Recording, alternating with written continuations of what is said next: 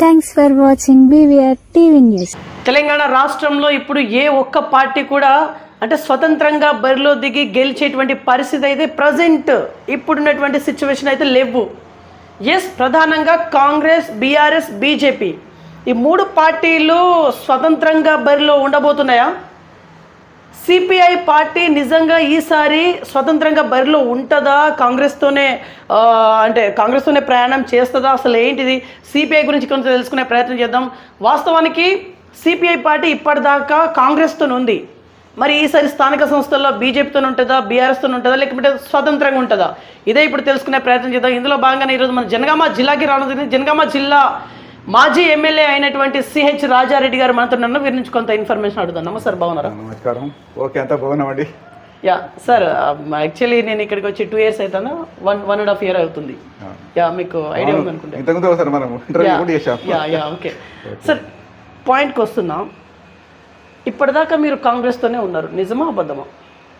చెప్పండి. కాంగ్రెస్తోనే ఉన్నారు, నిజమా అబద్ధమా? కాంగ్రెస్తోని ఎన్నికల్లో, శాసనసభ ఎన్నికల్లో కాంగ్రెస్తోని అవగాహన కుదుర్చుకొని పనిచేశాం.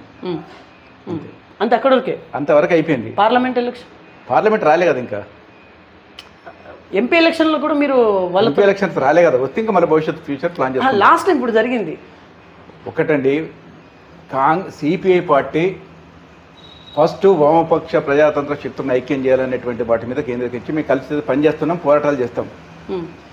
ఎన్నికలకు వచ్చేసరికి ఆయా పార్టీలు ఎత్తుగా ఉంటుంది. ఈరోజు భారతదేశ విషయానికి వచ్చినటువంటి రాష్ట్రంలో చూసిన స్వతంత్రంగా ఏ ఒక్క బూర్జువా పార్టీలు కానీ కమ్యూనిస్టులు కానీ స్వతంత్రంగా పోటీ చేసే శక్తి ఎవరికి లేవు. ఎందుకు ఆ పరిస్థితి ఎందుకు వచ్చిందంటే భారతదేశ రాజకీయాలలోనే బూర్జువా పార్టీలు తీసుకొచ్చినటువంటి యొక్క తప్పుడు విధానాల వలన ఈరోజు ప్రజల నుంచి ఏ ఒక్క పార్టీని నమ్మే స్థితిలో లేరు. ఈరోజు 10 సంవత్సరాలుగా పాలిస్తున్నటువంటి బీజేపీ కూడా మిశ్రమ ప్రభుత్వమే తప్ప స్వతంత్ర ప్రభుత్వం కాదు. చేసి చూడండి. అందుకోసమే ప్రజలు సింగిల్గా నాకు అవకాశం ఇచ్చే అనేటువంటి పద్ధతితో ఎన్నికలు పోయే స్థితిలో లేవు. ప్రధానంగా ఈ కాలంలో కమ్యూనిస్టు పార్టీలు కూడా ప్రజల్లో తన యొక్క కార్మిక వర్గంలో తన పట్టు ఉన్న భారతదేశంలో వచ్చినటువంటి రాజకీయ అనిశ్చిత పరిస్థితులు, సంకుచిత పరిస్థితులు, నికృష్టమైనటువంటి యొక్క రాజకీయాలను మార్చిన బూర్జువా పార్టీల ప్రభావం ప్రజల్లో కొంత పడి కొంత కమ్యూనిస్టులకు ఎదురు దెబ్బ తాగిన వాట వాస్తవం. సార్, ఇక్కడ పాయింట్ ఏంటంటే బూర్జువా పార్టీల వల్ల కమ్యూనిస్టు పార్టీకి దెబ్బ పడిందని మీరు అంటున్నారు. కానీ మీరు లాస్ట్ టైము ఇదే బూర్జువా పార్టీతో కలిసి పనిచేసారు కాంగ్రెస్ తోటి. Yes, compulsory. ఇప్పుడు మేము కూడా ఎవరికకుండా ఎన్నికల ఎత్తుగడలు వేరు, ప్రజల తరఫున పోరాటాలు చేసే పద్ధతి వేరు. ఎన్నికల ఎత్తుగడలో బూర్జువా పార్టీల వారితో కలిసి పనిచేసినప్పటికీ ప్రజలకు వ్యతిరేకంగా ఆ పార్టీలు కనుక నిర్ణయం తీసుకుంటే మళ్ళీ వాళ్ళకి వ్యతిరేకంగా కూడా మేము పోరాటం చేసేటువంటి లైన్ మాది. అంతేనా? ఖచ్చితంగా మాది. అటువంటి పోరాటాలు చేస్తూనే ఉన్నాం, చేస్తాం కూడా. ఎదురు తిరగడమే, ప్రజల తరపు నుండి పోరాటం చేయడమే కమ్యూనిస్ట్ పార్టీ లక్ష్యం. అది ఇప్పుడు చేస్తున్నది కూడా అదే. ఓకే, ఇప్పుడు కాంగ్రెస్ తో ఉన్నారా లేరా? కాంగ్రెస్ తో ఉండడం అనేది ఉండదండి. ఎన్నికల వరకు అవగాహన అడ్జస్ట్. మేము ఏం చెప్పినాం, ఇప్పుడు స్థానిక సంస్థల ఎలక్షన్స్ రాబోతున్నాయి. ఇప్పుడు మీరు వాళ్ళతోనే ఉంటారా, మీరు స్వతంత్రంగా? మా పార్టీ రాష్ట్ర మహాసభ మొన్ననే జరిగింది. మహాసభలో కూడా మేము తీసుకున్న నిర్ణయం ఏంటంటే రాబోయే స్థానిక సంస్థల ఎన్నికల్లో లోకల్ బాడీ అన్నది వ్యక్తిగత మీద ఆధారపడి ఉంటుంది. స్థానికంగా ప్రజలు నాయకుని చూసి గుర్తిస్తారు. అటువంటి పరిస్థితుల్లో మొదలుగా స్వతంత్రంగా పోటీ చేయడానికి కోసం ఒక ప్రయత్నం చేయడం, రెండోది వామపక్ష ప్రజాతంత్ర శక్తులతో కలిసి అడ్జస్ట్మెంట్ కావడం, వాళ్ళు ఉన్నటువంటి బలం ఉన్నటువంటి చోట్ల వాళ్ళు చేయడము. ఆ తర్వాత కాంగ్రెస్ కలిసి వస్తే అవగాహన ఉంటుంది, లేకపోతే ఉండదు. ఇది మా పార్టీ యొక్క లైన్. కాంగ్రెస్ కలిసి వస్తే అంతే, మీరు వాళ్ళతో కాదు. ఎందుకంటే మా అవసరం వాళ్ళకు ఉంటుంది, వాళ్ళ అవసరం మాకుంటుంది. ఇద్దరము లబ్ధి పడాలి. ఎన్నికలు అన్నప్పుడు ఇద్దరము లబ్ధి పడాలి. వాళ్ళు మాకు అవసరం లేదు, అధికారంలో ఉన్నాం కాబట్టి మేము స్వతంత్రంగా పోటీ చేస్తామంటే గోహెడ్, మేము ఆ పక్షాలతో కలిసి పోటీ చేస్తాం. మీరు సరే, ఇక్కడ నేను మొన్న ఒక పర్సన్ మీ సిపిఎం పార్టీ అభ్యర్థితోనే నేను ఇంటర్వ్యూ తీసుకున్నాను. ఓకే, వారు ఏం చెప్పారంటే సూటిగా సిపిఐతో కలవడానికి మేము సంసిద్ధంగా ఉన్నాం అని ఒక మాట వాళ్ళు ఒక హింట్ ఇచ్చిళ్ళు. మేము కూడా అదే చెప్తున్నా బ్రదర్. సిపిఐ సిపిఎం ఎన్నికల్లో కలిసే పోటీ చేస్తాయి. కలిసినటువంటి చోట్ల వాళ్లకు బలం ఉన్నటువంటి చోట్ల మేము మద్దతు ఇస్తాం, మేము బలం ఉన్నటువంటి చోట్ల వాళ్ళు మాకు మద్దతు ఇస్తారు. కానీ కమ్యూనిస్టులే మొత్తం జిల్లా అంతటా ఎన్ని గ్రామాలలో లేరు. ఓకే. లేనప్పుడు ఒక మతతత్వ ప్రమాదాన్ని భారతదేశంలో ఉన్నప్పుడు బీజేపీ అనేటువంటి యొక్క దుష్టశక్తిని ఓడించడానికి లౌకికవాద శక్తులకు అక్కడ ఉన్నటువంటి వ్యక్తులకు మా సపోర్ట్ ఉంటుంది. అందులో భాగంగా కాంగ్రెస్తోని అక్కడ అడ్జస్ట్ కావచ్చు. లేదు ఎక్కడన్నా ప్రగతిశీల శక్తి ఉండి ప్రజల్లో ఆదరణ పొందిన నాయకుడు ఉంటే ఆయన కూడా మేము సపోర్ట్ చేస్తాం. ఓకే, ఇప్పుడు మీరు కాంగ్రెస్తో కాకుండా స్వతంత్రంగానే ఉన్నారు అనుకుందాం. ఓకే, ఇక్కడ స్థానిక సంస్థల్లో మీరు సిపిఎంతో కంపల్సరీ మా రాష్ట్ర పార్టీ నిర్ణయం అది. అంతేనా? అంతే, రాష్ట్ర పార్టీ నిర్ణయం అది. అంటే మీ కమిషన్లు అంతా ఒకటేనా? కమ్యూనిస్ట్ అంతా ఒకటి, కావాలని ప్రతిపాదన పెట్టింది సిపిఐ, అంతేనా? కలవాలని పెడుతున్నది సిపిఐ, మహాసభలో తీర్మానం చేసింది సిపిఐ. కాబట్టి భారతదేశంలో ఇప్పుడున్నటువంటి పరిస్థితుల్లో కమ్యూనిస్టులు కలిస్తేనే కార్మిక వర్గానికి పేద ప్రజలకు రక్షణ ఉంటుందని చెప్పి కోరుతున్నది మేము. కాబట్టి మేము ఖచ్చితంగా ఆ విధానాన్ని అవలంబిస్తాం. కానీ అన్నిటికీ ఇప్పుడు సిపిఎంఏ మేమే కలవాలని చూస్తున్నాం, వాళ్ళు రావట్లేదని చెప్పేసి సిపిఎం అంటా ఉంది. సరే, ఇప్పుడు నేను అది కాంట్రవర్సీని పోలేను, కానీ అది తెలుసు. ఆల్ ఇండియా లెవెల్ నుంచి మొదలుకొంటే, రాష్ట్ర స్థాయి నుంచి మొదలుకొంటే వాళ్ళ పార్టీ నాయకత్వానికి వాళ్ళకు కూడా తెలుసు. మీరు అనేదేమో ఎన్నికల వరకు అనేటువంటి పదం వేరు, ఓకే, పార్టీలు మొత్తం కలవాలనేటువంటిది మేము చెప్తే అసలు పార్టీలే ఉండకూడదు, ఒకే కమ్యూనిస్ట్ పార్టీ ఉండాలని కోరుకునేటువంటి వాళ్ళం మేము. మావోయిస్టు కూడా వాళ్ళ విధానాన్ని ఆలోచన చేసి మార్చుకొని మీరు కూడా ప్రజా జనసేవన సవంతిలోకి రావాలి. భారతదేశంలో కమ్యూనిస్టు పార్టీలన్నీ కలిస్తేనే పీడిత వర్గానికి ప్రజలకు రక్షణ ఉంటుంది. కలిసి పనిచేద్దాం రండి, బూర్జువా పార్టీలను మతతత్వ పార్టీలు దూరం కొడదామని చెప్తున్నాం. రైట్, ఇక్కడ ఇప్పుడు మనం 2025లో ఉన్నాం. ఓకే, ప్రతి మనిషి ఆశాజీవి. ఓకే, ప్రతి మనిషికి ఏదో అవ్వాలని ఒక కుతూహలం ఉంటుంది. ఇప్పుడు ఒక్కటే పార్టీ ఉంటే వాళ్ళకు కొన్ని పదవులు రావాలి, అది ఇదని ఖచ్చితంగా ఉంటుంది ఆశాజీవి కాబట్టి ఒకే పార్టీ ఉండడం సాధ్యం అవుతుందా ఈ ప్రజెంట్ సిచ్యువేషన్లో? మీరు అనేది చాలా లీడర్స్ ఉన్నారు, సిపిఎంలో లీడర్స్ ఉన్నారు, మీ పార్టీలో లీడర్స్ ఉన్నారు. ఓకే బ్రదర్, ఒకే పార్టీ నాయకుల కోసం పార్టీ కాదు ఇది. పార్టీ ప్రజల కోసం పార్టీ. పాయింట్ నేను చెప్తాను. ప్రజల కోసం కమ్యూనిస్ట్ పార్టీ, ప్రజల కోసం కమ్యూనిస్ట్ పార్టీ అన్నప్పుడు దానికి ఒక కార్యక్రమము నిబంధనావళి ఉంటుంది. ఆ నిబంధనావళి కార్యక్రమానికి లోబడి సిపిఎం అయినా సిపిఐ అయినా కలిసిన తర్వాత ఆ నాయకత్వ స్థాయిని బట్టి మహాసభలు ఎన్నుకుంటాయి. ఓకే, నామినేటెడ్ ఇందులో ఉండదు, నామినేటెడ్ ఇక్కడ ఉండదు. గ్రామ స్థాయి శాఖ మహాసభలు జరుగుతాయి, ఊరు లెవెల్లో మండల స్థాయి జరుగుతుంది, జిల్లా స్థాయి జరుగుతుంది, రాష్ట్ర స్థాయి జరుగుతుంది. ఆల్ ఇండియా లెవెల్లో కూడా ఆ మహాసభలో నిర్ణయించిన కోట ప్రకారం అందులో శక్తి సామర్థ్యాలను బట్టి ఆ మహాసభ నాయకులను ఎన్నుకుంటుంది. ఓకే, అంతే. కాబట్టి దీనిలో పదవులలో కోట్లాట పోటీ ఉండదు. ఓకే, ఖచ్చితంగా సిపిఎం సిపిఐ కనుక కలిస్తే నిజంగా ఒక ప్రభంజనమే వచ్చే అవకాశం ఉంటుంది. 100% ప్రజలు కోరుకుంటున్నది కూడా అదే. మేము రాతపూర్వకంగా ఆ పార్టీకి కూడా పెట్టింది అదే. రేపు ఆల్ ఇండియా మహాసభలో అదే తీర్మానం చేస్తాం. మా ముసాయిదాలు కూడా అదే పేర్కొన్నాము. ఇప్పుడు కూడా మా ఏకైక వాంఛ ఏంటంటే, ఇంత చీలిపోయి ఒక దోపిడీ ప్రభుత్వాలకు సహాయకారిగా తయారైపోతుంది, కమ్యూనిస్టులు చీలిపోయాయని ప్రజలు కోరుకుంటున్నారు. కాబట్టి మళ్ళీ ఒకే ఒక కమ్యూనిస్టు పార్టీగా ఉంటేనే తెలంగాణ రైతాంగ సాయుధ పోరాటంలో ఒకే కమ్యూనిస్ట్ పార్టీ ఉంది, విజయాలు సాధించాం. ఓకే, అట్లా రేపు భవిష్యత్తులో కూడా ఈ భారతదేశంలో ఉండాలంటే కమ్యూనిస్ట్ పార్టీలు కలవాలంటే మా కోరిక. అందులో ఒక పార్ట్ ఇక్కడ ఎన్నికలు అనేది కమ్యూనిస్టు పార్టీకి ఎన్నికలు గొప్పనా లేకపోతే పార్టీ గొప్పదా అనుకున్నప్పుడు, మేము ఏ పీడిత ప్రజానీకం కోసం అధికారంలో రావాలని మేము పోరాటాలు చేస్తున్నామో ఆ పోరాటములో అనేక ప్రజా సంఘాలు ఉంటున్నాయి. ఆ ప్రజా సంఘాలు అన్నింటితో పాటు పార్లమెంటరీ రంగం కూడా ఒక ప్రజా సంఘంగా చూస్తాం. అంటే మేము ప్రజల దగ్గరికి వెళ్ళడం కోసము ఎన్నికల్ని ఒక వ్యూహంగా ఉపయోగించుకుంటాం. ఓకే, అట్లా. కాబట్టి ఆ ఎన్నికలు అనేది ఒక చిన్న పార్ట్ మాత్రమే మాకు, అంతే. ఇప్పుడు మీరు అంటే ఓన్లీ సిపిఎంఏనా, ఎంసిపిఐ ఇంకా చాలా వింగ్స్ ఉంటాయి కదా? కమ్యూనిస్టు అని పేరు చెప్పుకున్నటువంటి పార్టీలన్నీ, ఓకే, అది Naxalites, all Naxalite parties with in Maoist party, people's వారు, Janashakti, New Democracy, Mass Line, so అనేక పార్టీలు ఉన్నాయి. వాళ్ళతో ఇప్పటికే చర్చలు జరుగుతున్నాయి, కలిసి మీటింగ్లు పెడుతున్నాం, మాట్లాడుకుంటాను. అట్లాగే ఇప్పుడు ప్రజలందరూ కోరుకున్నదంటే ఆయన చిన్ని పార్టీలు సిపిఎం సిపిఐ కనుక కలిసినట్టుంటే భవిష్యత్తు బాగా ఉంటుంది, మీరు ఆలోచన చేయండి అని వాళ్ళు కూడా సలహా ఇస్తున్నారు. కాబట్టి ఆ చర్చలు కూడా జరుగుతున్నాయి. భవిష్యత్తులో రెండు కమ్యూనిస్ట్ పార్టీలు కూడా కలిసిపోయినట్టుంటే మిగతా పార్టీలు కూడా కలుస్తాయి. భారతదేశానికి ప్రజలకు రక్ష ఎర్రజెండా కమ్యూనిస్ట్ పార్టీ అనేటువంటిది ప్రజలు కోరుకుంటున్నారు, అది సాధించబడితే సాధ్యమవుతుంది. నిజంగా మీరు చెప్పిందే కనుక జరిగితే కమ్యూనిస్ట్ పార్టీ అనేది ఒక్కటే పార్టీ కనుక ఉంటే తెలంగాణ వరకు మనం మాట్లాడితే ఒక ప్రభంజనం అయితే వస్తుంది సార్. ఇందులో నో డౌట్ ఎట్ ఆల్. నిజంగా ఒక ప్రభంజనం వస్తుంది. కమ్యూనిస్ట్ పార్టీ అభ్యర్థి ముఖ్యమంత్రి అవుతారు. 100% అండి, 100%. ఇప్పుడు ప్రజలు కూడా ఏం చేస్తారంటే ఒక విషయం ఇక్కడ మీకు గుర్తింపు చేయాలి, మీరు కూడా రేపు ప్రజల కోసం జ్ఞాపకం చేస్తున్నారు. ఏది పర్మనెంట్ కాదు. అవును. కమ్యూనిస్టు పార్టీ పూల మీద చోట కట్టాలనుకుంటున్నమాట వాస్తవం. మేము వాస్తవాన్ని అంగీకరించేటువంటి శక్తి కమ్యూనిస్టులకే ఉన్నది.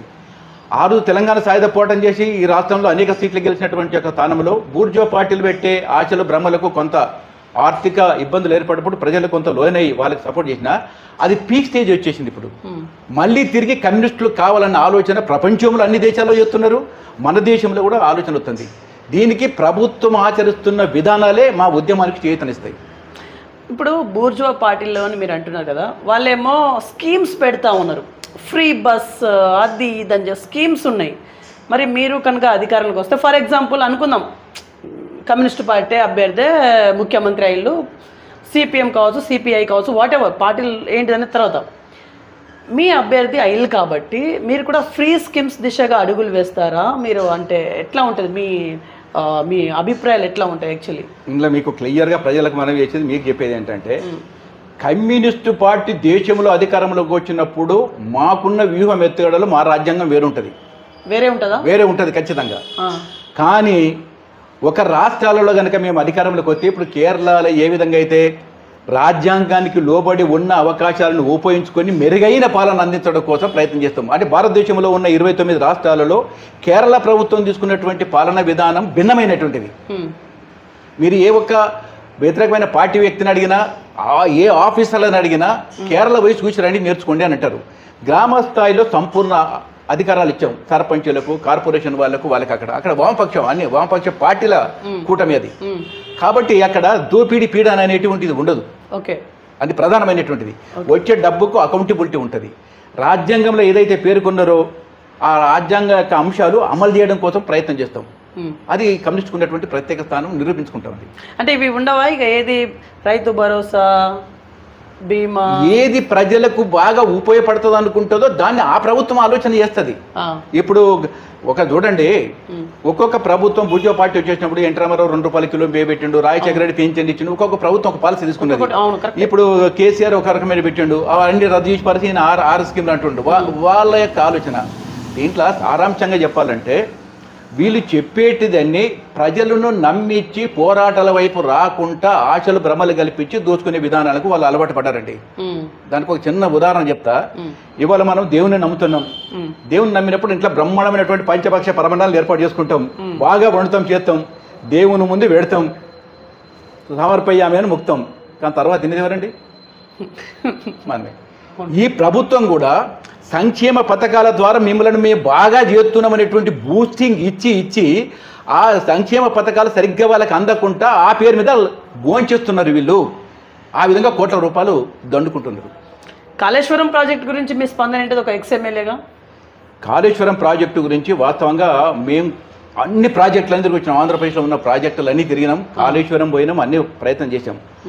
ఒకటి, ఎవరు చెప్పినా చెప్పకపోయినా కాళేశ్వరంలో అందరు బయట పెట్టేసినా అది కేసీఆర్ గారు ఆయనే చెప్పుకున్నాడు, నా మెదడంతా ఖర్చు పెట్టి నా బుర్రతోని ఆలోచనతో నిర్మించిన అని చెప్పేసి. అంటే ఆడ ఇంజనీర్లకి ఎవరు పనిచేయలేదు.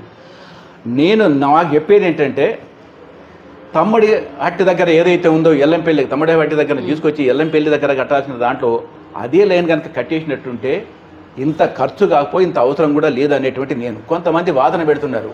ఆడ నీళ్లు రావు ఇక్కడ వస్తాయని. నేను ఒక్కడే చెప్తున్నా వీళ్ళందరికీ, ఈ 3 ప్రాజెక్టులు కట్టడం వలన కోట్ల రూపాయలు మెగా వాళ్ళకి ఇచ్చేసి దాంట్లో వాళ్ళు కొంత కమిషన్ తీసుకోవడం కోసం చేసిన తతంగం. తొందర కట్టేసి నాణ్యత అనేటువంటిది లేకుండా వేసి వారికి. ఎక్కడి నుంచి వస్తున్నాయి నీళ్లు? ఎల్లంపల్లి దగ్గర గోదావరి నుంచి వచ్చేసి మళ్ళీ 3 లిఫ్టులు చేసి మళ్ళీ ఎల్లంపల్లి గోదావరిలోనే పోతున్నాయి. ఇవన్నిటికి ఒకటే సూత్రం.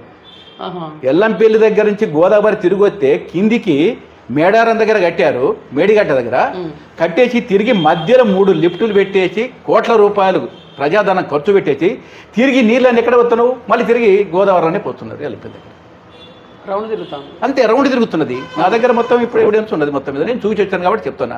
ఎందుకంత అవసరం పడాల్సిన పని? ఒక విధంగా నీళ్ళు అందులో వెళ్ళాయనుకుంటే నీకు ఒకటే గురించి చెప్తున్నా, ఇవన్నీ తిరిగి అనంతసాగర్ నుంచి పోయి రంగనాయక చెర్ల ప్రాజెక్టులో నీళ్ళు పోయాలి. రంగనాయక చెరువు ప్రాజెక్టు యొక్క కెపాసిటీ 3 TMC, 3 TMCల వాటర్. 3 TMCల వాటర్ ద్వారా ఇవాళ మల్లన్న సాగర్కి రావాలంటే 50 TMCల వాటర్ని నింపాలి. 3 TMCల రిజర్వాయర్ నుండి 50 టీఎంసీల వాటర్ నింపాలి మల్లన్న సాగర్కు. ఆ తర్వాత కొండపోచమ్మకు పోవాలి, ఆ తర్వాత గంధమాలకు పోవాలి, ఆ తర్వాత అనేక ప్రాజెక్టులు పోవాలి. మరి ఎట్లా సాధ్యమైంది 3 టీఎంసీల దగ్గర నుంచి? 24 hours రావు కదా. ఇవన్నీ ఒక చెప్పడానికే డ్రామాలు చేసేది ఉంటుంది. రెండవది వాళ్ళు చేసినటువంటి తప్పుడు అడుగులు కూడా చాలా ఉన్నాయి, రాను భవిష్యత్తులో వస్తాయి. మల్లన్న సాగర్ దగ్గర 50 టీఎం ఆ ప్రాజెక్టు కట్టడమే డబ్బుల కోసం కట్టారు. ఎవ్వరు కట్టినా ఒక నదికి అడ్డం కడతారు, లేదా కొండలు గుట్టలు ఉన్న దగ్గర కడతారు ఎవరైనా ప్రాజెక్టు కడితే. మల్లన్న సాగర్ దగ్గర అక్కడ ఉన్నటువంటి యొక్క ఎర్రవేల్లి, కిష్టపురం అవన్నీ చోట్ల ఏనేలు ఉన్నాయి, కట్టలు ఏనేలు ఉన్నాయి. ఏనేలు బదిలి పెట్టేసి దానికి చాలా ముందుకు తీసుకొచ్చి స్వతంత్రమైన కట్ట కట్టాడు. ఇది ప్రపంచం లెక్కల్లో నాకు తెలిసినంత వరకు. ఏనల్ని వదిలిపెట్టేసి డబ్బు కొత్త కకృతిపడి ఇవాళ ఎప్పుడు అది జలిస్తున్నది. ఆ జలి నుంచి ఒక నీరు వాగులు వెళ్ళిపోతున్న నీళ్లు. అన్నిటికంటే మించి ప్రమాదం ఏంటంటే 50 టీఎంసీల నీళ్లు గనక మల్లన్న సాగర్లో గనక నింపితే దాని కింద లినమెంట్ అనేటువంటి ఒక పుండు ఉన్నది, అది బ్లాస్ట్ అవుతుందని చెప్పేసి అనేక మంది ఇంజనీర్లు రిపోర్ట్ ఇచ్చారు. కొన్ని గ్రామాలు లేచిపోతాయి, మొత్తం కొన్ని లక్షల మంది పోతారు. ఆయన పట్టించుకోలే. ఆయన ఇటువంటి చాలా ఉన్నాయి లోపాలు. కాబట్టి ఇదంతా కుట్రదంతా వేరు. అయ్యి అన్ని నేను చెప్పదానికంటే ఆయన బిడ్డ చెప్తున్నది. అవును, కవిత చెప్తున్నది. ఏం చెప్తున్నది కవిత? ఏం చెప్తున్నది? హరీష్ రావు ఇరిగేషన్ శాఖ మంత్రిగా ఉండి డబ్బులు బాగా కొట్టేసి మా ఎమ్మెల్యేలకు మేము ఇచ్చినది కాకుండా 30 మంది ఎమ్మెల్యేలకు 20 మంది ఎమ్మెల్యేలకు డబ్బులు ఖర్చు పెట్టాడు అని ఆమె ఒక కుటుంబ సభ్యురాలుగా తెలిసిన వ్యక్తి ఆమె చెప్తున్నది కదా. బయట మన మీద కామెంట్. నిజంగా లక్షల కోట్లు స్కామ్ జరిగింది సార్ కాళేశ్వరంలో? మీరు ఇంత లక్షల కోట్లు అని నేను అనానండి. ఐబీ అంటేనే మోర్ దెన్ దోపిడీ శాఖ తెలుసు. అది ఇరిగేషన్ అన్నప్పుడు పెద్ద మొత్తంలో డబ్బు ఫ్రాడ్ చేయడానికి అవకాశం ఉంటుంది. అది ఎంత అనేటువంటి పాయింట్ వేరే. అది అందులో మాత్రం ఫ్రాడ్ జరిగిందంతే. జరిగింది 100%. యా, కవిత గారు బయటికి రావడం, సస్పెండ్ చేయడం, వారు ఎమ్మెల్సీకి రాజీనామా చేయడం, ఇదంతా మీకు ఎట్లా అనిపిస్తుంది? అది అన్న ఒక డ్రామా రండి బూర్జువా పార్టీలలో. డ్రామానా? అంత అవన్నీ డ్రామాలు బూర్జువా పార్టీలలో. బ్యాక్ బోన్ ఎవరు అనుకుంటారు? బ్యాక్ బోన్ నేను ఎవరిని అనుకుని వాళ్ళ పార్టీ గురించి మేము కామెంట్ ఇచ్చేదానికంటే దీని ప్రభావం రాష్ట్ర ప్రజల మీద ఎట్లుంటుంది ఏం కథ అంటే రాజకీయాల్లో వాళ్ళు కలుషితం చెయ్యాలనుకుంటున్నారు అంతే. ఇప్పుడు ఇప్పటికే కలుషితం అయిపోయింది. ఈ కలుషితమైన దాన్ని మరింత కలుషితం చేసి విషతుల్యంగా మార్చాలి రాజకీయాలను. ఎవడు దోపిడీ చేసినా ఎవడు అడగకుండా ఉండాలి. ఈ కొట్లాటలా మా దోపిడీ వైపు ప్రజలు చూడకుండా ఉండాలని చేసే దాంట్లో కొన్ని ఎత్తుగడలు జరుగుతుంటాయి అంతే. ఓకే, అంతే. డ్రామా ఇదంతా అంతే. ఇవన్నీ డ్రామా. ఎప్పుడు ఎవరు కాదు. నేను ఒక మాట చెప్తున్నది మాట్లాడుతూ, మీరు ఎవరన్నా అవునన్నా కాదన్నా మేము ముగ్గురము ఒకే కుటుంబము, ఒకే రక్తం పంచుకున్నటువంటి వాళ్ళము, మాకు వ్యతిరేకం హరీష్ రావు, సంతోష్ రావు అని చెప్తాదాన్ని. ఇప్పుడు దీన్ని బట్టి నిన్నేమో ఆమెను బహిష్కరించినా అని ఆయన అంటాడు, మేమంతా ఒకటే కుటుంబం అని ఏమంటది. ప్రజలు ఎట్లా చెప్పుకుంటారు? ప్రెస్ మీట్ పెట్టిన తర్వాత మళ్ళీ జై కేసీఆర్ అంటుంది. అంతే. మేము ఒకటే రక్తం, ఒకటే కుటుంబం, మేమంతా మా కుటుంబంలో చుట్టూ పెట్టింది వాళ్ళిద్దరు ఉంటారు.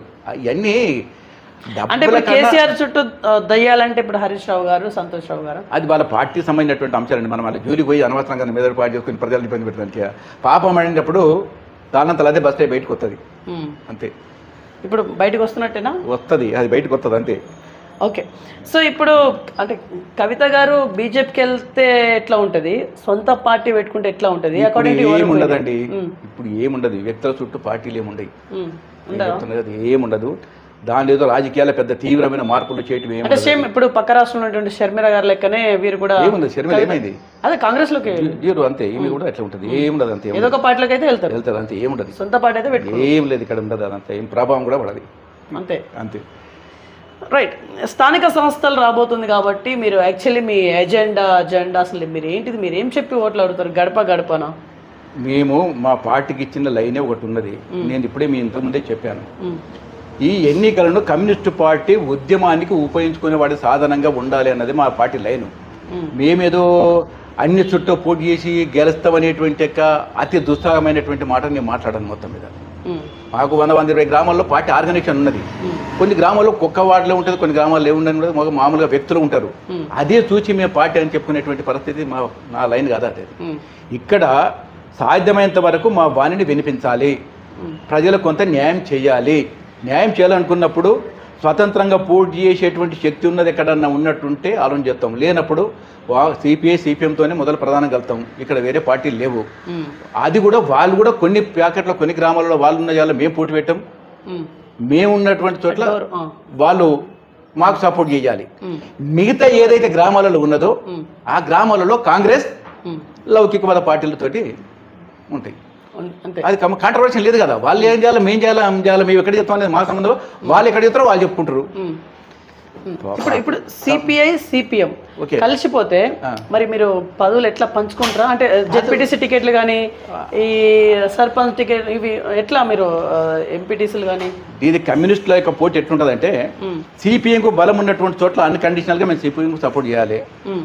మాకు కొంత వాళ్ళకంటే ఎక్కువ బలం ఉన్న చోట్ల వాళ్ళు మాకు సపోర్ట్ చేయాలి. ఇంతే ఉంటుంది తప్ప ఇదే రకమైనటువంటి పొత్తు అవగాహన ఉంటుంది తప్ప మాకు వాళ్ళ పని చేయదండి, నేను అక్కడ పోటీ చేస్తా, మాకు ఇక్కడ పోటీ చేస్తా అనేది లేదు. అందులో మా జనగామ జిల్లాలో అటువంటి యొక్క గొడవ జరిగేటువంటి గ్రామాలు లేవు, అటువంటి పరిస్థితి లేదు. మేమున్న చోట్ల వాళ్ళు లేరు, వాళ్ళు ఉన్న చోట్ల మేము లేవు. మాకు మంచి సూరద్భావ సంబంధాలు కలిసిపోయే వాతావరణం ఎక్కువ ఉన్నది. కలిసిపోయే వాతావరణం ఉన్నది ఎక్కువ ఉన్నది. మరి ఎందుకు మరి ఇంత లేట్ చేస్తారు? కలిసిపోతే లేట్ ఏం లేదబ్బా, ఎన్నికలు వచ్చినప్పుడు కదా ఇవన్నీ. ఎన్నికలు నేను ఏం చెప్పాను, ఓన్లీ ఎన్నికల కోసమేనా? ఎన్నికలు వచ్చినప్పుడు ఈ అవగాహన ఉంటది. ప్రజా ఉద్యమాలను రోజు కలిసి పని చేస్తూనే ఉన్నాం.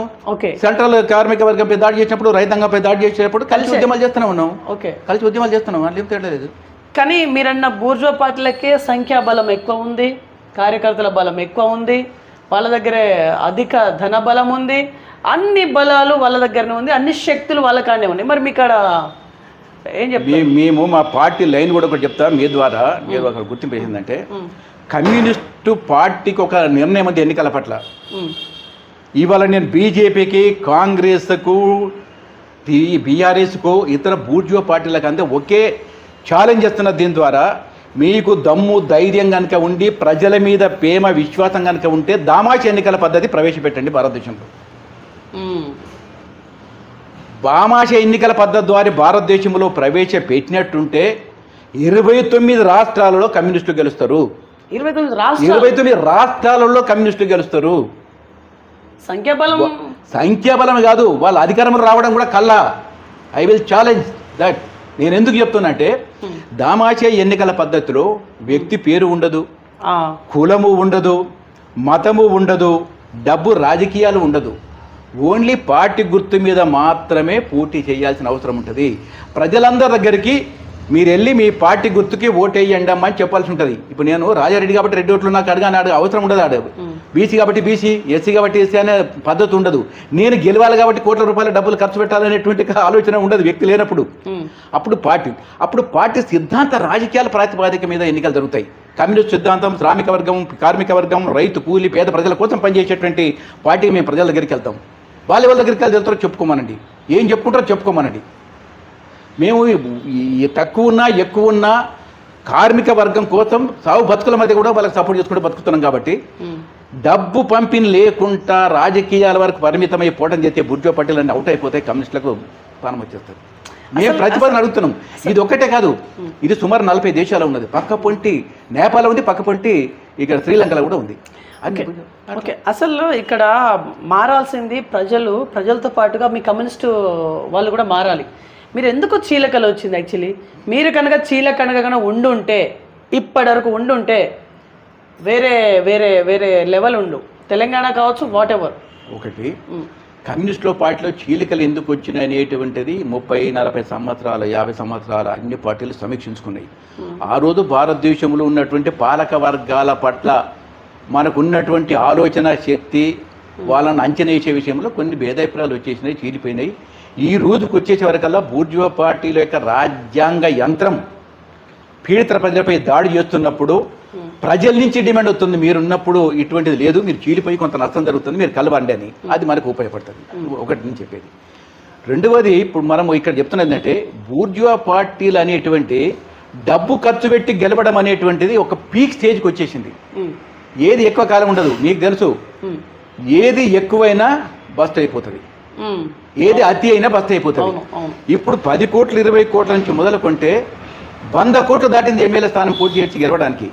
ఈ 100 కోట్ల స్థానం అనేటువంటిది ఇక్కడ ఎట్లా సాధ్యం అనేటువంటిది పోయి ప్రజల్లో కూడా వాళ్ళు డబ్బు ఖర్చు పెడుతున్నారు, మళ్ళీ గెలవడానికి సంపాదించుకుంటారు, మమ్మల్ని పట్టించుకుంటారు అనేటువంటి ఆలోచన కిందకు వచ్చేస్తున్నది.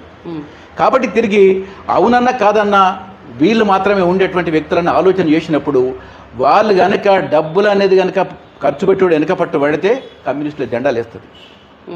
ఎన్నికల అందులో ఏం తేడా లేదు. అది రాబోయే కుదరదు. అందుకే మేము ఏం చెప్తున్నామంటే కమ్యూనిస్టు పార్టీకి చీకటి కొన్నాళ్ళు వెళ్తున్న కొన్నాళ్ళు. ఇప్పటిదాకా చీకటి రోజు అనుభవిస్తున్నాం మేము. ఇప్పుడు చీకటి వైద్యులకి క్రమేణా వెలుగులోకి రావడం కోసం ప్రయత్నం చేస్తున్నాం. చీకటి ఎవరు తెలుసుకున్నారు మరి? తెచ్చుకున్నది ఎవరు? పరిస్థితులు వస్తాయి, దాన్ని ఎవడు ఆపలేరు. చీకటిని ఎవడు ఆపలేరు, వెలుతురుని ఎవడు ఆపలేరు. ఆనాడు దేశాల్లో ఉన్నటువంటి భౌతిక పరిస్థితులు, కుట్రలు, కుతంత్రాలు. ఇప్పుడు వెలుతురు రావడానికి 30-40 సంవత్సరాల టైం పడుతుందా? దానికి 30-40 సంవత్సరాల టైం పట్టదు. ఇప్పుడు వెనకట పట్టేది. ఎందుకంటే ఈ కమ్యూనికేషన్స్ లేనటువంటి రోజులలో నువ్వు అన్న టైం పట్టేది. ఇప్పుడు స్పాంటేనియస్గా తిరుగుబాట్లు వచ్చేస్తాయి. ఒక్కసారి తిరుగుబాటు. ఇప్పుడు ఉదాహరణ మీకు చిన్న చెప్తాను. మార్కెట్లో రైతులకు ధర పడిపోయిందంటే ఇమ్మీడియట్ మొత్తం మీద ఒకసారి జిందాబాద్ అంటేస్తారు. మొత్తం మీద కమ్యూనిస్ట్ ప్రజలు, రైతులు తిరుగుబాటు చేస్తారు. అట్లే ఇక్కడ ధరలు తగ్గినట్టు తిరుగుబాటు చేస్తారు. ఒక ఊళ్ళో అన్యాయం జరిగిందంటే తిరుగుబాటు వచ్చేస్తుంది. అది నీకు ఎట్లొస్తుందో అని అనలేదు. స్పాంటేనియస్ ఆ రోజు ఉన్నటువంటి భౌతిక పరిస్థితిని బట్టి. ఇవాళ మీకు ఒక్కటే నేను చెప్పేది, ప్రపంచ దేశాల్లో ఏ ఎన్నికలు జరిగినా అన్ని దేశాల్లో కమ్యూనిస్ట్ పార్టీ గెలుస్తున్నాయి. నువ్వు ఇవాళ మనం నేపాల్లో చూసుకున్నా అసలు శ్రీలంకలో కమ్యూనిస్ట్ పార్టీ ఉన్నదని ఎవడని అనుకున్నాడా అండి? లేదు. శ్రీలంకలో అనుకున్నారా? ఒకేసారి ఆయన సాయుధ పోరాటం చేసిండు దాసనాయకే. ఆ తర్వాత ఆయన విధానం లైన్ తప్పనుకున్నాడు. మళ్ళీ ప్రజల్లోకి వచ్చాడు. ఒకసారి పార్లమెంట్గా పోటీ చేసిండు. ప్రజల దగ్గరికి వెళ్ళి మొదటి విధానాలు వివరించాడు పార్టీ తరఫున. తిరిగి చూసిండు వీళ్ళు ఈ దోచుకున్నట్టు వాళ్ళంతా ఈ దేశానికి పట్టిన గతి పోవాలనుకున్నారు. ఒక్కసారే ఆ యొక్క కమ్యూనిస్ట్ పార్టీ ప్రభుత్వాన్ని అధ్యక్షుని ఎన్నుకున్నారు. ఆ తర్వాత పార్లమెంట్ పెట్టాడు. 2/3 మెజార్టీ వచ్చేసింది. అంటే ప్రజలు కూడా సహనం ఉన్నంత వరకు భరిస్తారు. అది పోయిన తర్వాత తిరుగుబాటు వచ్చేస్తుంది. మళ్ళీ కనబడేది కమ్యూనిస్ట్ ఒకటే. ఎందుకంటే రెగ్యులర్ సంబంధాలు కార్మికులకు, రైతులకు కంటిన్యూగా పేద ప్రజానీకానికి సంబంధం ఉన్నటువంటిది ఎర్రజెండా కమ్యూనిస్ట్ పార్టీ కాబట్టి దాని వైపే ప్రజలు చూస్తారు. అది అనివార్యంగా వచ్చేస్తుంది. దానికి స్పాంటేనియస్ టైం పెట్టాల్సిన అవసరం లేదు. రైట్. మీరు కమ్యూనిస్ట్ పార్టీ మెయిన్ లీడర్ కాబట్టి, అందులో కమాండర్గా మీరు పనిచేసారు కాబట్టి, రీసెంట్గా కగార్, ఆపరేషన్ కగార్, దీని మీద మీ స్పందన ఏంటిది? ఒక్కొక్కరిని మన ఆర్మీ ఏరేస్తూ ఉంది ఈ కగార్ అనే పేరు మీద. ఇది మీకు ఎట్లా అనిపించింది? ఒకటి, భారతదేశంలో బీజేపీ పార్టీ మత రాజకీయాలు నడపడం కోసం ఈ దేశంలో 3 మీద దండయాత్ర చేస్తున్నది. 3 ఎవరెవరు? ఒకటి ముస్లిమ్స్, రెండవది క్రైస్తవులు, మూడవది కమ్యూనిస్టులు. కమ్యూనిస్టులు అంటే పీపుల్స్ వారు అన్నట్టు? నో, ఎర్ర జెండా, ఆల్ కమ్యూనిస్ట్ పార్టీలు. ఫస్ట్ వాళ్ళకి దొరికేది ఎక్కడి నుంచి స్టార్ట్ చేయాలనుకున్నప్పుడు దండకారణ్యములో మావోయిస్టులు జనతాన సర్కార్ రాజ్యం ఏర్పాటు చేసి పనిచేస్తున్నారు వాళ్ళు. ఆ దండకారణ్యములో ప్రపంచ దేశాలలో యురేనియం అనేటువంటిది అతి విలువైనటువంటి యొక్క ఖనిజము దండకారణ్యములో ఉంది. ఒక్కో చోట్ల బొగ్గు ఉంది, ఒక చోట్ల చమురు ఉన్నది, ఒక చోట్ల ఒక దగ్గర పెట్రోల్ ఉంటుంది. కానీ దండకారణ్యంలో యురేనియం అనేటువంటి ఉన్నది. ఆ యురేనియం వాళ్ళకి అనుకూలమైన వ్యక్తులకు అప్పచెప్పాలంటే అక్కడ ఆదివాసులకు నాయకత్వం వహించినటువంటి వాళ్ళని లేకుంటే చేయాలనేటువంటి ఒక కుట్ర బుద్ధితోటి వాళ్ళు వాళ్ళపై యుద్ధం ప్రకటించారు. వాళ్ళని ఎదుర్కోవడానికి ఒక చిన్న దేశం ఆ దేశం మీద యుద్ధం చేసిన పద్ధతిలో బలహీనంగా బీజేపీ పార్టీ 25,000 సెంట్రల్ సైన్యాన్ని దండకారణ్యపై దాడి చేసి చంపుతున్నది. కానీ కమ్యూనిస్టులు పోరు. అక్కడ కొంతమందిని వాళ్ళను 300-400 మందిని చంపగలిగినారేమో, కానీ అక్కడ కమ్యూనిజం పోదు, నక్సలిజం పోరు, ఎంపోరు. వాళ్ళు ఏమనుకున్నారంటే వాళ్ళని తీసేసినట్టుంటే దాన్ని వెలమెట్టి అమ్ముకోవచ్చు అనుకుంటున్నారు. కానీ కమ్యూనిజం అనేది వ్యక్తిగత పార్టీ కాదు, ఒక సిద్ధాంతము, శ్రామిక జన ఆయుధం. అది శ్రామిక జన రక్షణ కాబట్టి దాన్ని వదులుకోరు ప్రజలు. కాబట్టి ఉంటుంది. అది వాళ్ళు కాదు, వాళ్ళ తాతతరం కాదు. దాన్ని మేము చాలా తీవ్రంగా ఖండించినాము, సదస్సులు పెడుతున్నాము, సెమినార్ పెడుతున్నాము, దాని మీద అదంతా జరుగుతున్నది ఆ విధానాన్ని. ఎందుకంటే ఇప్పుడు వాళ్ళందప్పుడు మా మీద కూడా ఇప్పుడు బయటకు వచ్చింది అనుకో, అర్బన్ నక్సలైట్ అంటాడు వాళ్ళకి వ్యతిరేకంగా మాట్లాడితే. అర్బన్ నక్సలైట్ అంటాడు. వాటికి నేను అర్బన్ నక్సలైట్, బీజేపీకి ఎవరికి వ్యతిరేకంగా మాట్లాడినా అర్బన్ నక్సలైట్ అంటాడు, ఏదో కేసులు పెట్టి. అందుకే వాళ్ళ సమాధిని వాళ్ళు చదువుకుంటారు. ఇప్పుడు మీరు ఏమంటారు? మొత్తానికి చర్చలకు బీజేపీ రాదు. నా సైన్యం గతంలో చర్చలకి మీరు రాలేదు అంటే అక్కడ ఉన్నటువంటి పీపుల్స్ వారు రాలేదు, వచ్చిండ్రు, చర్చలు జరిపారు, ప్రభుత్వంతో చర్చలు జరిగినాయి. రామకృష్ణ గిట్ట వాళ్ళంతా రాలేదండి. దాని తర్వాత వాళ్ళు ఒప్పుకోవట్లేదు, మేము చెప్పిన విధంగా వాళ్ళు ఒప్పుకోవట్లేదని బీజేపీ వాదన కదా. వాళ్ళు ఒప్పుకోలేదు, వాళ్ళు చర్చలు రాలే, వాళ్ళు చర్చలు పిలువమని చెప్తున్నారు. వీళ్ళు మేము వాళ్ళని పిలువం, వాళ్ళతో మాట్లాడము అని చెప్తున్నారు బీజేపీ. వాళ్ళతో మీ చర్చల సమస్య లేదు, వాళ్ళతో ఇప్పుడు అంటుంది అది ఇప్పుడే కాదు మొదటి కూడా అంటుంది. వాళ్ళని లేకుండా చేయడమే మా యొక్క ఏకైక ఎజెండా అని పెడుతున్నారు. నెక్స్ట్ ఇయర్ ఐ థింక్ మార్చి 26 మార్చి 31 వరకు మేము క్లోజ్ చేద్దాం అన్నారు. అటువంటి వాళ్ళు 3-4 ఇక్కడి నుంచి వాళ్ళే లేకుండా పోవచ్చు తప్ప అది మాత్రం లేకుండా పోదు. అంతేనా? అంతే. కమ్యూనిస్ట్ పీపుల్స్ వారు ఉనికి అనేది ఉంటుందా? పీపుల్స్ వారు వాళ్ళ విధానాన్ని వాళ్ళు సమీక్షించుకుంటారండి. మేము వాళ్ళు కూడా అప్పుడు చెప్తున్నాం, మీరు ప్రజల్లోకి రండి, అన్ని పార్టీలను కలిసి యుద్ధం చేద్దామని చెప్తున్నాం. వాళ్ళు కూడా ఆలోచనలు పడ్డారు. చుట్టూరా చుట్టుముట్టినప్పుడు ఎట్లా అయ్యి అన్ని గేరిల్లా తంత్రాలు ఉంటాయండి, వాళ్ళకి తెలుసు. ఇప్పుడు ఒక గేరిల్లా యుద్ధ తంత్రంలో శత్రుబలం ఎక్కువైనప్పుడు ఎలా తప్పుకోవాలి, తక్కువనప్పుడు ఎలా కొట్టాలని వాళ్ళ యుద్ధ తంత్రం ఉంటుంది. వాళ్ళు బయట పడతారు, తప్పుకుంటారు, పోతారు, అంతే. దాని సమస్య యుద్ధ నైపుణ్యాలు వాళ్ళకు ఉంటాయి కాబట్టి అది సమస్య లేదు. అది స్థానిక సంస్థల ఎలక్షన్స్ అయితే ఉంది, రాబోతుంది కాబట్టి మీరు ప్రజలకి సూటిగా మీరు ఇచ్చే మెసేజ్? నేను ఒకటి ప్రజలకి నేను ఇచ్చే మెసేజ్ కాదు, ఒక చూడండి, కమ్యూనిస్టులను గెలిపిస్తే నీతివంతమైన పాలన అందిస్తారు. ఎగ్జాంపుల్ ఉన్నది నేను చెప్తున్నా. రాజకీయాల్లో ఎంత మార్పు వచ్చేసినా నేను ఇక్కడ 94లో ఎన్నికల్లో పోటీ చేశాను. 2,35,000 ఓట్లతో నేను ఎమ్మెల్యే గెలిచాను. నేను ఎమ్మెల్యేగా గెలిచిన తర్వాత నిజాయితీగా ప్రజలకు కావాల్సిన పనులన్నీ నేను మాత్రం చేయించినవి ఉన్నాయి తప్ప నా తర్వాత గెలిచిన వాళ్ళు ఎవరు చేయలేదని మీ ద్వారా మేము ఛాలెంజ్ చెప్తున్నా. ఒకటి చెప్తున్నా, జనగామలో డెవలప్మెంట్ మీరు చేసిందేనా? నేను ఇప్పుడు అదే చెప్తున్నాను. నేను డైరెక్ట్ జనగామ రెవెన్యూ డివిజన్ నేనే తీసుకొచ్చాను. 100 పడకల ఆసుపత్రి 18 నెలల్లో నేనే కట్టించాను. ఇంజనీరింగ్ కాలేజ్ క్రీస్తు జ్యోతి నేనే తీసుకొచ్చాను. హిందీ పండిట్ ట్రైనింగ్ కాలేజ్ నేనే తీసుకొచ్చాను. బస్ స్టాండ్ ఎక్స్టెన్షన్ నేను చేయించాను. ప్రతి గ్రామంలో నీళ్ళ ట్యాంక్ నేనే చేయించాను. రోడ్ ఫార్మేషన్ నేనే చేయించాను. ప్రతి గ్రామంలో వేలాది ట్రాన్స్ఫార్మర్లు వేయించి పంట ఎండిపోకుండా ప్రయత్నం చేశాను. హాస్పిటల్స్ కట్టించాను. ఇట్లా మొత్తము 25 ఏళ్ళ కింద నేను చేసినటువంటి పనులు తప్ప నా తర్వాత వచ్చినటువంటి వాళ్ళు ఎక్కడన్నా పోయి నేను ఫలాని పని చేసి పెట్టానని చెప్పేసి నా దగ్గర డిబేట్కి వస్తే నేను టక్క టక్క టక్క ఏ ఊరికి పోయినా 10-20 పనులు నేను చెప్తాను. వాళ్ళు వచ్చిన ఎమ్మెల్యేల మంత్రులు చెప్పాను. నేను చేసిన ఫార్మేషన్ రోడ్సే నేను చేసినటువంటి ఉన్నాయి ఇప్పటికీ. No development. ఇంకా కొన్ని గ్రామాల వాళ్ళు ఫార్మేషన్ కూడా వేయలేకపోతున్నారు, కొత్తగా తండాలు పడ్డటువంటి. అందుకోసమే నా తర్వాత గెలిచినటువంటి ఏ ఒక్క ఎమ్మెల్యే కూడా వాళ్ళ స్వప్రయోజనాలకే చూసుకున్నారని నేను బాటంగా చెప్తున్నా. నేను చేసినటువంటి పనులు ఇప్పుడు స్థిరస్థాయిగా ఉన్నాయి. గ్రామాలలో పోతే అంటారు, రాజన్నా మళ్ళీసారి నువ్వు రాయి అని అంటారు నన్ను. అంత రకంగా ఎందుకు? నేను కమ్యూనిస్ట్ కాబట్టి, కమ్యూనిస్ట్ చేసినటువంటి నేను అందుకే చెప్తున్నా. అంటే ఒకసారి ఎమ్మెల్యేగా నేను పోటీ చేసిన తర్వాత మీ గ్రామాలలో ఎన్ని పనులు మనం ఒక్క నయా పైసా ఖర్చు లేకుండా ఉత్తరం రాత్రి ఉత్తరం మీద చేసి పారేసిన మొత్తం మీద అంతే. ఒక్క సింగిల్ కరప్షన్ లేదు. ఎవడన్నా ఇప్పుడు 25-30 ఏళ్ళు లేదు కదా, నా మీద ఏ పొలిటికల్ పార్టీ వాళ్ళు కానీ వాళ్ళు కానీ కమ్యూనిస్ట్ వాళ్ళు కానీ రాజారెడ్డి ఎమ్మెల్యే పనిచేసిన సందర్భంగా నేను ఇచ్చిన చెప్పానండి. నేను రాజకీయాలకు పనిచేస్తున్నాను. అందుకే ఇటువంటి త్యాగాలు చేసే కమ్యూనిస్టుని మీరు ఎన్నుకుంటే మీకు పనులు బాగా జరుగుతాయి, నిజాయితీగా పని జరుగుతుంది, అభివృద్ధి జరుగుతుంది. కాబట్టి మీరు కమ్యూనిస్టు పార్టీలను ఎన్నుకోవాలి, కమ్యూనిస్టు పార్టీ కార్యకర్తలు నాయకులు ఎన్నుకోవాలని మేము కోరుతున్నాం. ఇప్పుడు జనగామలో ఇప్పుడు వరుసగా ఇప్పుడు 3వసారి బీఆర్ఎస్ ఉంది. బీఆర్ఎస్ ఇక్కడ ఏం మాట్లాడతారు? ఇప్పుడు బీఆర్ఎస్ ఉండడానికి కారణం ఏంటంటే మొదటి 2 సంవత్సరాలు అది ఒక పార్టీ సొత్తు కదా, అది సబ్బండ వర్గాల ప్రజా పోరాట ఫలితంగా వచ్చినటువంటి యొక్క వెలుగులో ఊపులో 2 సార్లు గెలిచారు. మొన్న ఇక్కడ కొంచెం కాంగ్రెస్ వాళ్ళే కతి అంచనా ఇతరత్ర కొన్ని ఇంటర్నల్ లోపాల వలన 3వసారి గెలిచారు. అది కానీ గెలిచిన తర్వాత కూడా ఏమున్నది, అక్కడ ఇక్కడ ఎమ్మెల్యే గెలిచినా ఆయనకు అధికారాలు తక్కువ, నిధులు తక్కువ, అన్ని తక్కువ. మళ్ళీ వెనకబడ్డది ప్రాంతమే కదా, మళ్ళీ వెనకబడ్డట్టే కదా. గెలిచిన 2 అధికారంలో ఉన్న ఎమ్మెల్యేనేమో పట్టించుకోలేదు. ఈయన పని చేద్దామనే టైంకి వచ్చేవరకల్లా అధికారాలు లేవు, డబ్బులు లేవు, నిధులు లేవు. మళ్ళీ ఇది నీ జిల్లాకు ఈ నియోజకవర్గానికి ఇబ్బంది కొడుకున్న పడే కదా. ఏం కావాలి సార్ జనగామకి? ఏం కావాలి యాక్చువల్లీ?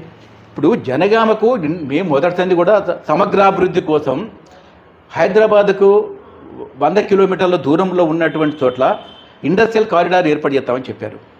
ఒక్క పరిశ్రమ లేదు. నిజంగా తెలంగాణ రాష్ట్రంలో చాలా బ్యాక్వర్డ్ జిల్లా అంటే జనగాం. కారణం ఏంటంటే ఒక్క రైస్ మిల్లు తప్ప ఇక్కడ ఏ ఒక్క ఇండస్ట్రీ లేదు, ఏ ఒక్క ప్రొడక్షన్ లేదు ఇక్కడ. కాబట్టి మేము ఇక్కడ ఇండస్ట్రీ పెట్టడానికి గవర్నమెంట్ ల్యాండ్ ఉన్నది, మేము ప్రపోజ్ చేస్తున్నాం, చేసినాం. ఇతరుల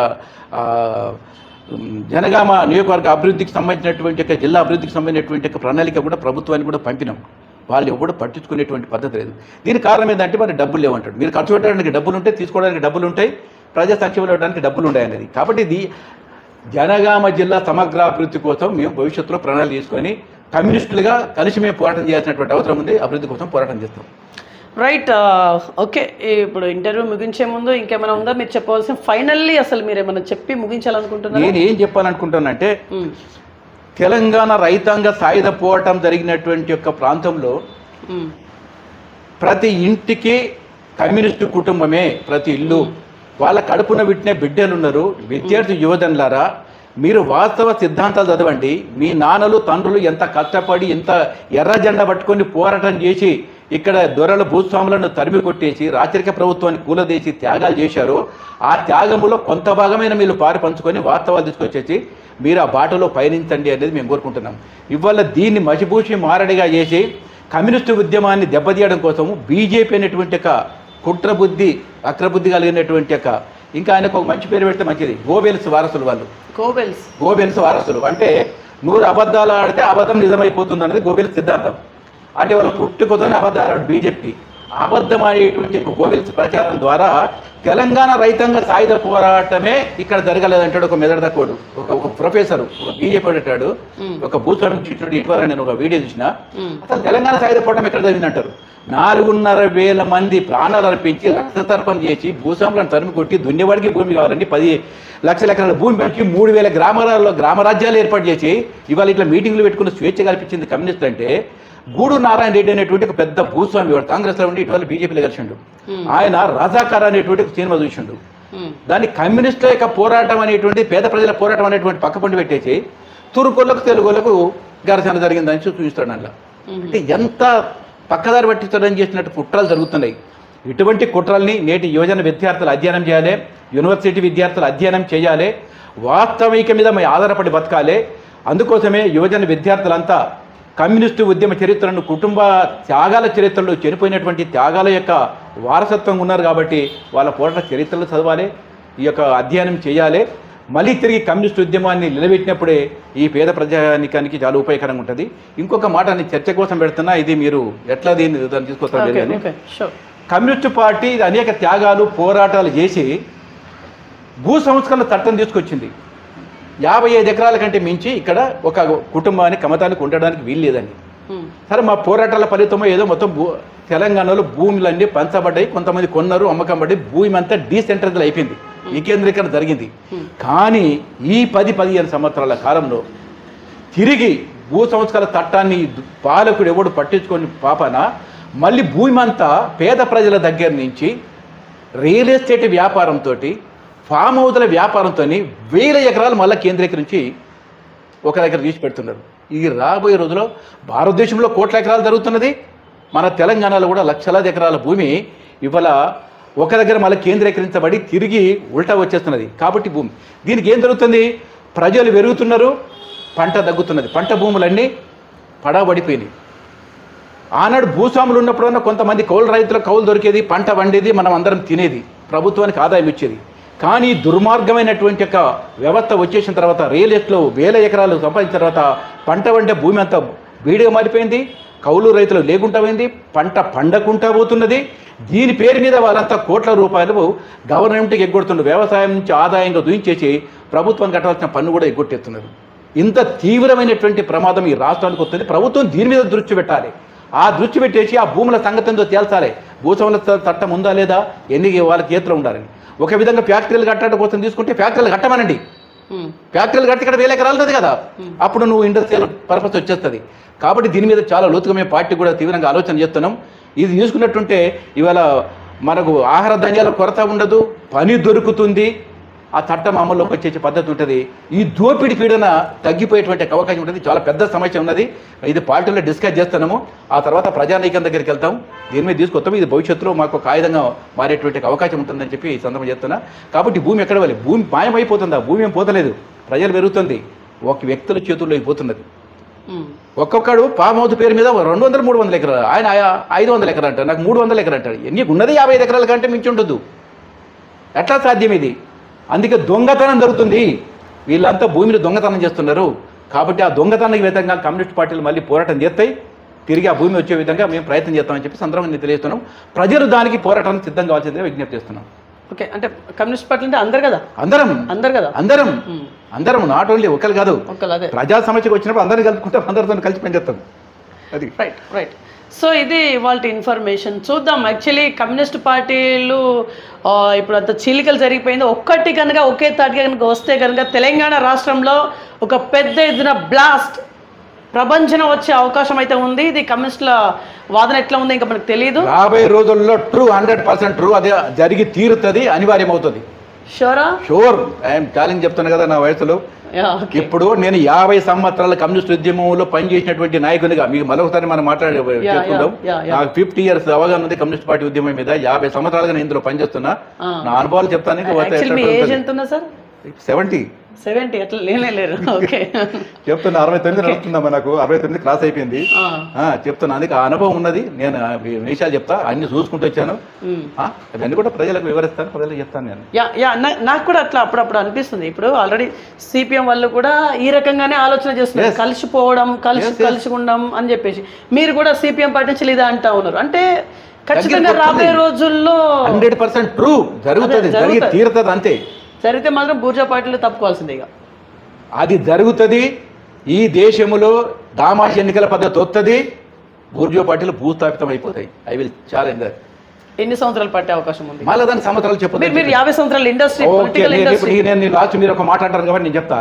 భారతదేశంలో రాష్ట్రం ఎన్ని సంవత్సరాలు పడతానికి ఈరోజు కమ్యూనిస్టు పార్టీ ఏ కార్మిక వర్గం కోసమైతే, ఏ రైతాంగం కోసమైతే పోరాటం చేస్తున్నామో, బీజేపీ ప్రభుత్వం వాని దురదృష్టం కొద్దీ కొంతమంది సంపన్న వర్గాలకు భారతదేశ సంపద, ప్రజల ఆస్తిని దోచిపెడుతూ 25 లక్షల కోట్ల రూపాయలు మాఫీ చేసి పెట్టిండు. ఏది? బీజేపీ మోడీ గారు. ఒక 10, 15, 20 కుటుంబాలకు.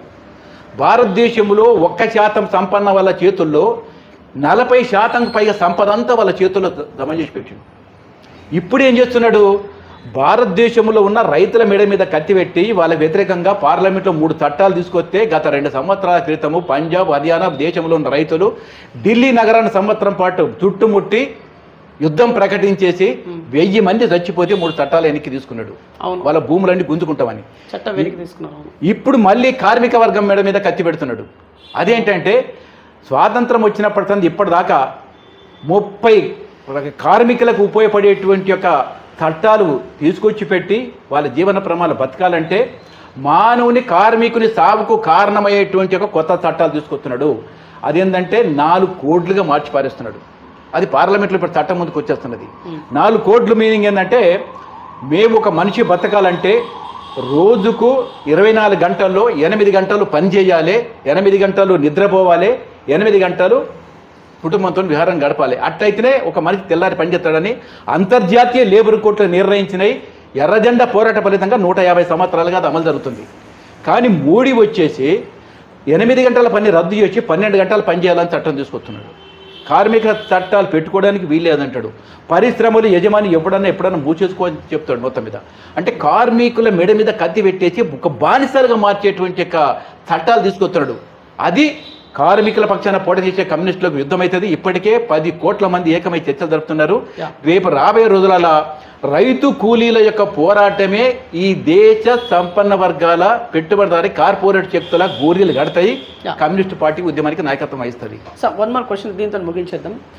ఓట్ చోరీ రాహుల్ గాంధీ గారు ఎత్తుకున్నటువంటి ఒక నినాదం దేశవ్యాప్తంగా పెద్ద ప్రకటనలు సృష్టించింది. ఇప్పటికీ స్టిల్ ఓట్ చోరీ మీద కొన్ని డిబేట్లు జరుగుతూనే ఉంది. ఈ ఓట్ చోరీ నిజం అంటారా, అవాస్తవమా, వాస్తవమా? మీరేం మాట్లాడతారు?